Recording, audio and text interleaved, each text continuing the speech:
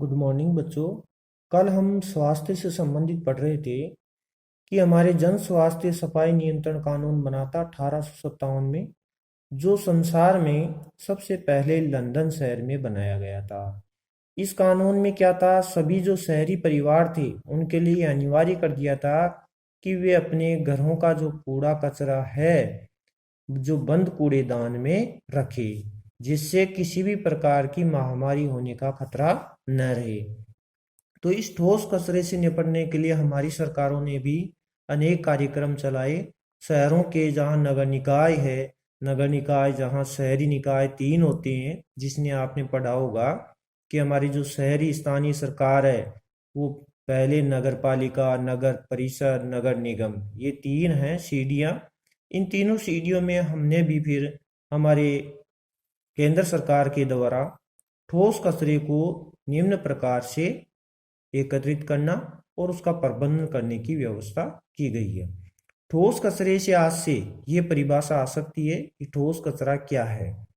इसका अर्थ है कि घरों, कारखानों, उद्योगों, अस्पतालों एवं अन्य संस्थाओं से निकलने वाला सूखा व गीला अनुपयोगी सामान से है।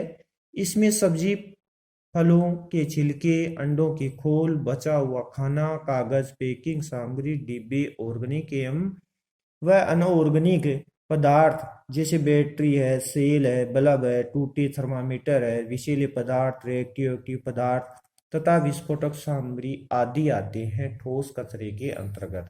ये इतना अपने को 2 नंबर के अंतर्गत लिखना पड़ता है।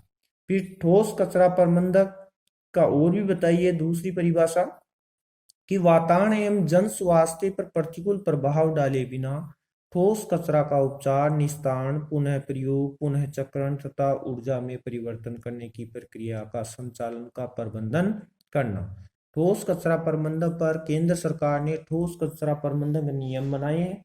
तो हमारी भारत सरकार ने भी ठोस कचरा प्रबंधन के नियम बनाए हैं कि ठोस कचरे में जहाँ कुछ लकड़ी है उसको अलग छांटा जाए, प्लास्टिक को अलग छांटा जाए, लोहे के टुकड़ों को अलग छांटा जाए, ताकि इन्हें पुनः चक्रण में काम में लिया जा सके। जैसे लकड़ी है, लकड़ी से ऊर्जा प्राप्त की जा सकती है, बिजली बनाई जा सकती है। प्लास्टिक से अन्य सामान दोबारा पुनः चक्रण के रूप में बनाए जा सकते हैं। लोहे को पुनः गला करके उससे और अन्य वस्तुएं बनाई जा सकती है। तो हमारे जो नियमों में राज्य को दायित्व दिया गया कि शहरी और ग्रामीण क्षेत्रों के स्थानीय निकायों को ठोस कचरे के प्रबंधन का परीक्षण दिया जाए, सुझाव एवं संसाधन उपलब्ध कराया जाए। ठोस कचरा प्रबंधक नए नए शोध कार्य, विकास कार्य, उपयोग की सुविधाएं भी उपलब्ध कराइए। हमारे शहरों में जनसंख्या बढ़ने के कारण से कचरा उत्पादन में वृद्धि हुई है। तो ये बताया जाता है कि हमारे अनुमान के अनुसार 1 लाख से 5 लाख की आबादी वाला जो शहर है, उन शहरों में ये बताया है कि 210 ग्राम कचरा प्रतिदिन प्रति व्यक्ति उत्पादन होता है और 5 लाख से अधिक आबादी वाले शहरों में प्रतिदिन 500 ग्राम कूड़ा प्रति व्यक्ति दर से उत्पादन होता है। यानी कि लोग अपने घरों से इस कचरे को बाहर निकालते हैं। तो 5 लाख से ज्यादा वाले शहरों में जहां बताई है आबादी, तो वहां 210 ग्राम बताया है, और 1 लाख से 5 लाख में 210 ग्राम बताया है, और 5 लाख से अधिक जिन शहरों की आबादी है उनमें एक व्यक्ति 500 ग्राम कूड़ा प्रतिदिन कर देता है। अब ठोस कचरा प्रबंधन की प्रक्रिया बताई गई है कि इसमें क्या क्या किया जाता है। तो शहरी निकायों के द्वारा मुख्य सफाई निरीक्षकों को सौंप रखा है इस काम को।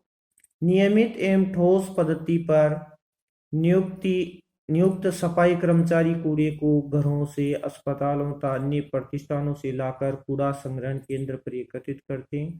कूड़ा संग्रहण केंद्रों से परिवहन के विभिन्न साधनों जैसे बंद ट्रकों वाले ट्रक है, खुले ट्रक है, और ट्रैक्टर ट्रॉलियों तथा घोड़ा गाड़ियों द्वारा ठोस कचरा विस्तारण केंद्रों से ले जाते हैं। ये प्रतिदिन इसको ले जा करके इस घरेलू कचरे को या अस्पतालों के कचरे को या कहीं से भी इकट्ठा किया गया ठोस कचरा है, उसमें देखिए इसमें अलग अलग प्रकार के अवयव होते हैं। ठोस कचरे के अंतर्गत क्या क्या अवयव होते हैं, ये अवयव भी महत्वपूर्ण पूछे जाते हैं।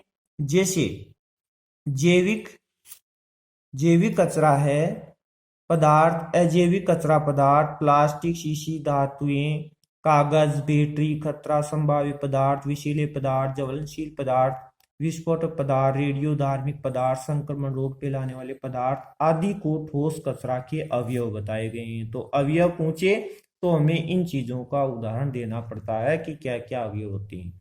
अब देखिए ठोस कचरा निस्तारण के क्या क्या उपाय है। इसमें 6 उपाय बताए गए हैं। इन 6 उपायों में से किसी भी 2 उपायों की टिप्पणी भी आ सकती है या किसी एक की टिप्पणी आती है कि ठोस कचरे का क्या उपाय है। पहला उपाय है कचरा न्यूनीकरण एवं पुनः प्रयोग। कचरा न्यूनीकरण में क्या होता है कि किसी भी सामान को जहां एकत्रित किया हुआ है तो उत्पादकों और उपभोक्ताओं पर किस प्रकार पहुंचाया जाए। तो देखिए उत्पादों का न्यूनीकरण एवं पुनः प्रयोग दोनों ही कचरा निवारण के उपाय है। न्यूनीकरण में यानी दोबारा बनाना, उत्पादकों एवं उपभोक्ताओं दोनों को कचरा कम उत्पादित करने को बताया गया है कि अधिक से अधिक कम कचरा करें। जैसे पैकिंग कम करना, कि पैकिंग के सामान का कचरा होता है, कपड़े या पुनः प्रयोग वाले पदार्थों से बने थैले, पाउच, कवर आदि का प्रयोग करना। पुनः प्रयोग विधि में जनता को पुनः उपयोगी सामान क्रय करने को प्रोत्साहित किया गया है कि जैसे कपड़े में नैपकिन, प्लास्टिक का सामान, कांच के बने बर्तन आदि अवांछित सामान को फेंकने की बजाय गाड़ देने, बांटने तथा दान देने की प्रेरणा दी जानी चाहिए। कुछ ऐसा सामान होता है जैसे कपड़ा होता है, नैपकिन होती है, तो कपड़े की नैपकिन और प्लास्टिक ये दान दे देनी चाहिए। कांच की कुछ बर्तन हैं तो वो भी दान दे देने चाहिए, ऐसे फेंकना नहीं चाहिए। कचरे का पुनः चक्रण, कुछ कचरा ऐसा होता है जिसको छांट करके उसको पुनः चक्रण के रूप में काम में लेना चाहिए। जैसे कचरे को उपयोगी कच्चे माल के रूप में उपयोग करना और कचरे की मात्रा कम करना पुनः चक्रण कहा जाता है। पुनः चक्रण प्रक्रिया के 3 स्तर होते हैं। जैसे संग्रहित करने में से कचरे में से पुनः चक्रणीय पदार्थ धातुओं को छांटकर अलग एकत्रित करना और एकत्रित पदार्थ या धातुओं से कच्चा माल तैयार करना, कच्चे माल से नए उत्पाद बनाना।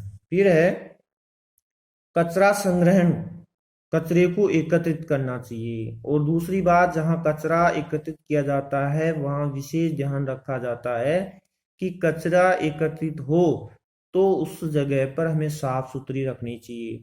शहरों में स्थानीय निकायों के द्वारा नियुक्त कर्मचारी जो होते हैं वो विशेष गंदगी वाले कचरे तथा पुनः कचरे को हफ्ते में 2 बार संग्रहण करवाना चाहिए। ऐसे कचरे जो मक्खियों के प्रजनन में आश्रय स्थल होते हैं, जो बदबू फैलाने वाले हैं, खुले में फैले कचरे को शीघ्रता से उठाया जाए। कि कचरा संग्रहण केंद्र स्थापित करने के बाद में हमारे जो कर्मचारी लगे हुए हैं तो वो नियुक्त कर्मचारी हफ्ते में 2 बार यानी 2 बार उनको एकत्रित करे और ऐसे कचरे को ज्यादा दिनों तक एकत्रित नहीं रखना चाहिए, उनको संग्रहण केंद्र पर भेजना चाहिए। चौथा उपाय है उपचार एवं निस्तारण। किसी भी कचरे को एक जगह एकत्रित करने के बाद में उसको पुनः प्रक्रिया में काम में लेना चाहिए। जैसे कचरा उपचार तकनीक ये खोज करती है कि प्रबंधन फॉर्म बदलकर कचरे की मात्रा कम की जाए जिससे कचरा निस्तारण सरल बन जाए। कचरा निस्तारण की विधियां कचरे की मात्रा, प्रकार और रचना के आधार पर प्रयोग में लाई जाती है। जैसे उच्च तापमान पर जमीन में दबाना, जैविक प्रक्रिया अपनाकर कचरे का निस्तारण करना। तो उपचार और निस्तारण में एक विकल्प चुना जाता है कि कचरे का अंतिम रूप देने के लिए प्रबंधक तकनीक कम करना और पुनः चक्रण करना और उपयोग पर दबाव देना आदि चीजें को सम्मिलित किया जाता है। फिर एक है भस्मीकरण, ये बोर्ड में कई बार आ चुका है। भस्मीकरण पर टिप्पणी लिखिए कि किसी भी जहां भस्मीकरण मुख्य सामान्य थर्मल प्रक्रिया ही है, कचरे का दहन ऑक्सीजन की उपस्थिति में किया जाता है भस्मीकरण। तो भस्मीकरण जो है ऑक्सीजन की उपस्थिति में दहन किया जाता है और उस कचरे को कार्बन डाइऑक्साइड, पानी की भाप का राख में बदल जाता है। यह तरीका ऊर्जा की रिकवरी का साधन है, इससे बिजली बनाई जा सकती है। इसका उपयोग बिजली बनाने के लिए, उष्मा देने के लिए किया जाता है। भस्मीकरण उष्मा देने का अतिरिक्त साधन भी है, इससे परिवहन की लागत भी कम की जाती है।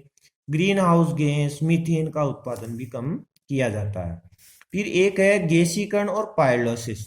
देखिए गैसीकरण और पायरोलिसिस जहां गैसीकरण तो थर्मल प्रक्रिया है ही है, इसमें कम ऑक्सीजन का दहन होता है। पाइलोसिस में ऑक्सीजन की अनुपस्थिति में कचरे को जलाया जाता है। तो देखिए, दोनों समान थर्मल प्रक्रिया, दोनों से बिजली बनाई जाती है, लेकिन इन प्रक्रियाओं में कचरे के अवयवों को उस ताप पर विखंडित किया जाता है। गैसीकरण में क्या होता है, कचरे का दहन कम ऑक्सीजन के क्षेत्रों में किया जाता है। जहां ऑक्सीजन कम होती है वहां इन क्षेत्रों में इसका दहन किया जाता है।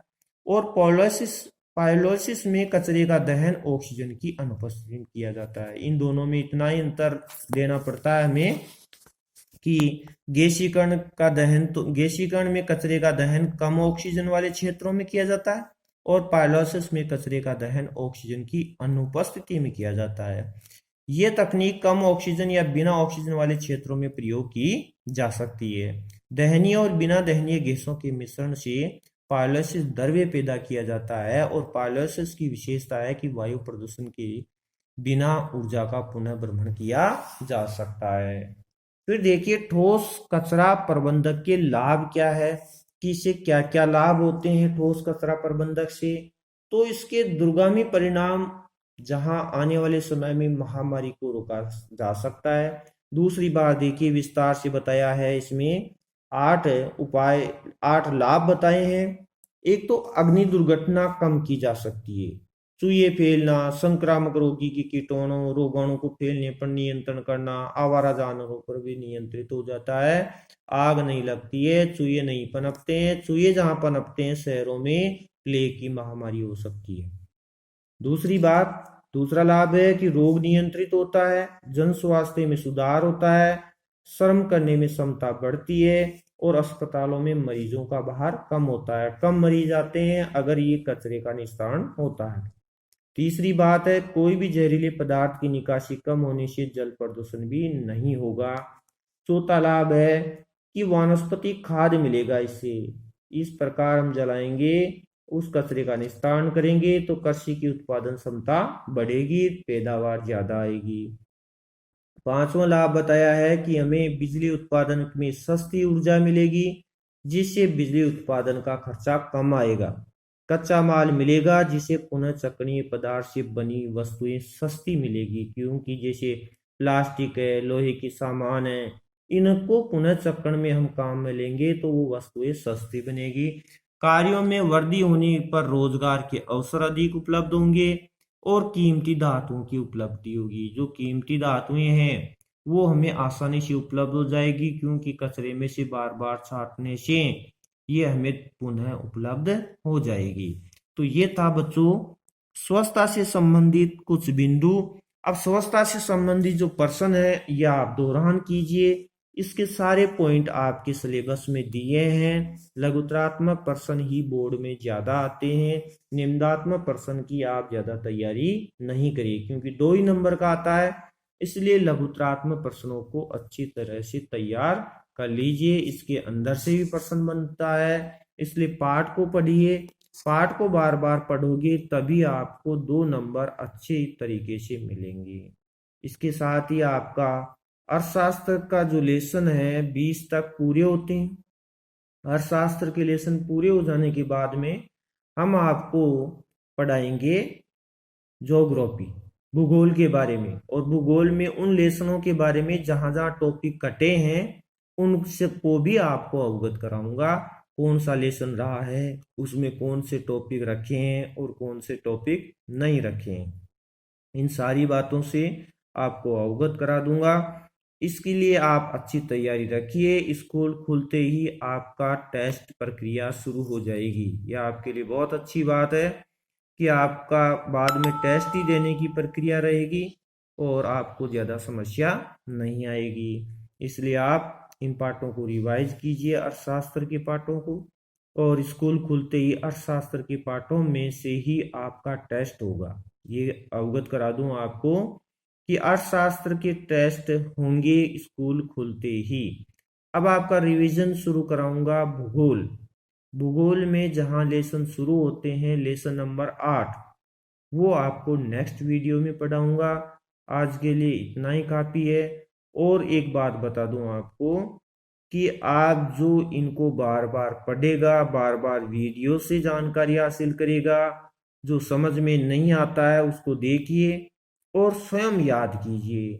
लाइन टू लाइन जो याद करेगा उसी के मार्क्स अच्छे आते हैं। आप सोचो कि ये हमें याद है, हम कर लेंगे, तो ऐसा नहीं होता है। हाँ, पास तो हो जाता है लेकिन अच्छी परसेंटेज नहीं बनती है। अच्छी परसेंटेज बनाने वाले इंटेलिजेंट बच्चे इनको पूरी तरह से याद कर लेंगे। मेरे वीडियो के माध्यम से आपको कोई समस्या नहीं आनी चाहिए, और अगर आती है तो आपको स्कूल खुलते ही सारी समस्याओं का निदान हो जाएगा। लेकिन अर्थशास्त्र के लिए आप टेस्टों के लिए तैयार रहिए। ठीक है, आज के लिए इतना ही। धन्यवाद। नेक्स्ट वीडियो आपको ज्योग्राफी में से रिवीजन कराएंगे। धन्यवाद।